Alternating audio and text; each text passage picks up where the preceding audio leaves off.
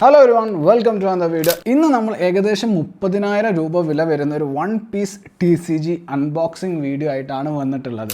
Video തുടങ്ങുന്നതിൻ്റെ മുന്നേ നമുക്ക് ഈ പ്രൊഡക്റ്റ് പർച്ചേസ് ചെയ്യാൻ വേണ്ടിയിട്ട് അവൈലബിൾ ആക്കിയ പോക്കി മച്ചാൻ്റെ പോക്കി ഷോപ്പിനോട് ഒരു ബിഗ് താങ്ക്സ്. ഓൾസോ ഇതൊരു ഗിഫ്റ്റും കൂടിയാണ്. So a special thanks and shout out to my favourite cousin Nada.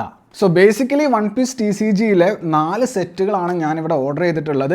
And ഈ 4 സെറ്റുകളും ഡിഫറെൻറ്റ് സെറ്റുകളാണ്. ആൻഡ് ഓരോ സെറ്റിലെയും ചേസ് കാർഡ്സും അതിൻ്റെ വാല്യൂവും പിന്നെ എൻ്റെ പേഴ്സണൽ ഫേവറേറ്റ്സ് ആയിട്ടുള്ള കുറച്ച് കാർഡ്സും കൂടി ഉണ്ട്. അതും കൂടി ഞാൻ മെൻഷൻ ചെയ്യാം. സോ ഇനി അധികം പറയുന്നില്ല, എന്താ ഉള്ളത് നമുക്ക് നോക്കാം.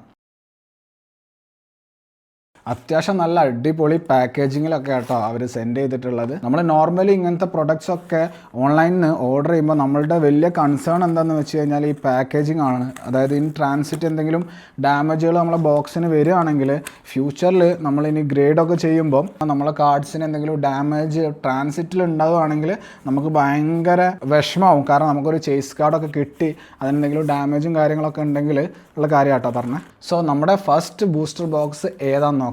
പിന്നെ ഞാൻ ഓർഡർ ചെയ്തിട്ടുള്ളത് എല്ലാം ജാപ്പനീസ് വേർഷൻസ് ആണ് കേട്ടോ. കാരണം ഒന്നാമത് ഇംഗ്ലീഷ് വേർഷൻസ് ഇവിടെ നാട്ടിൽ കിട്ടാൻ ഭയങ്കര ബുദ്ധിമുട്ടാണ് ആൻഡ് ഭയങ്കര എക്സ്പെൻസീവ് ആണ്. സോ യെസ്, നമ്മുടെ first booster box OP10 booster box ആണ്. OP10 ഒരുപാട് അടിപൊളി കാർഡ്സ് ഉണ്ടെങ്കിലും ട്രഫാൽഗർ ലോന്റെ മാങ്ക കാർഡ്സ് ഒക്കെ ഉണ്ടെന്നുണ്ടെങ്കിലും എൻ്റെ ഫേവറേറ്റ്, ഞാൻ ഇതിൽ നിന്ന് കിട്ടണമെന്ന് ആഗ്രഹിക്കുന്ന ഒരു കാർഡാണ് നമ്മളുടെ വൈറ്റ് ബിയർഡിന്റെ ഒരു അടിപൊളി SP കാർഡ് ഉണ്ട്. അത് കിട്ടിയാൽ അടിപൊളിയാവും. ആൻഡ് അതാണ് എൻ്റെ personal chase card of OP10. ഇനി നമ്മുടെ രണ്ടാമത്തെ ബൂസ്റ്റർ ബോക്സ് ഏത് സെറ്റിലെയാണെന്ന് നമുക്ക് നോക്കാം. പിന്നെ നിങ്ങൾ മനസ്സിലാക്കേണ്ട വേറൊരു കാര്യം എന്താണെന്ന് വെച്ച് കഴിഞ്ഞാൽ ജാപ്പനീസ് വെർഷൻസ് ചീപ്പറാണ്. യെസ്, ഇംഗ്ലീഷ് എക്സ്പെൻസീവ് ആണ്. അപ്പോൾ നിങ്ങൾ വിചാരിക്കും അങ്ങനെയാണെങ്കിൽ എല്ലാവർക്കും ജാപ്പനീസ് ബോക്സസ് വാങ്ങിയാൽ പോരെ.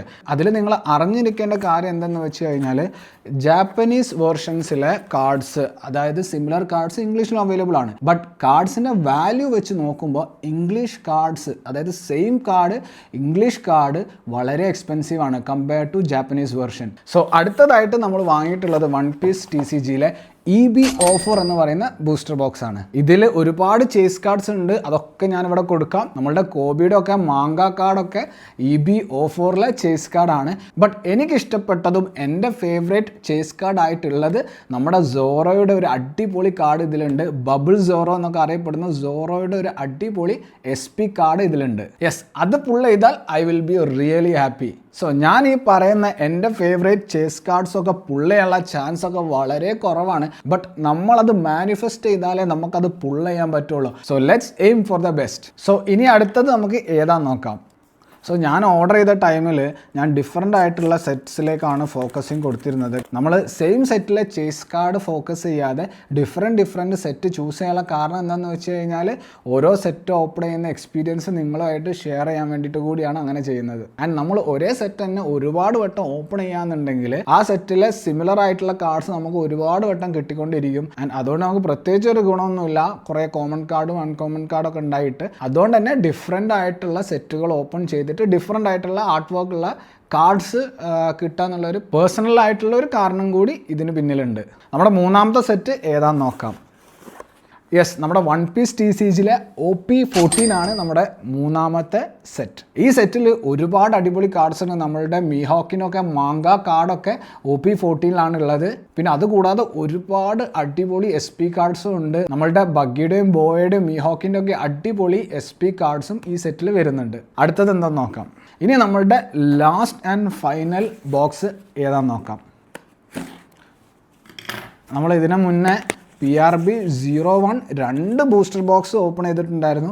കാര്യമായിട്ട് ഹിറ്റ്സ് ഒന്നും കിട്ടിയിട്ടില്ല. പിന്നെ അത് MSRP പ്രൈസിലായിരുന്നു വാങ്ങിയിട്ടുണ്ടായിരുന്നത്. അതുകൊണ്ട് നമുക്ക് കാര്യമായിട്ട് നഷ്ടമൊന്നും ഉണ്ടായിരുന്നില്ല. അപ്പോൾ PRB 01 ഓപ്പൺ ചെയ്ത സ്ഥിതിക്ക് നമുക്ക് PRB 02 കൂടി ഓപ്പൺ ചെയ്യണ്ടേ.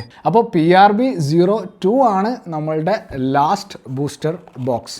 സോ ഇതൊക്കെയാണ് നമ്മൾ പർച്ചേസ് ചെയ്തിട്ടുള്ള ബൂസ്റ്റർ ബോക്സുകൾ. നമ്മളുടെ ചാനലിൽ ഇനി വരുന്ന വീഡിയോസിൽ നമ്മൾ ഇത് ഓരോന്നായിട്ട് ഓപ്പൺ ചെയ്യുന്നതാണ്. ആൻഡ് ഇതുവരെ നമ്മളുടെ ചാനലിൽ ഒരു അടിപൊളി കാർഡൊന്നും ഇതുവരെ പുൾ ചെയ്തിട്ടില്ല.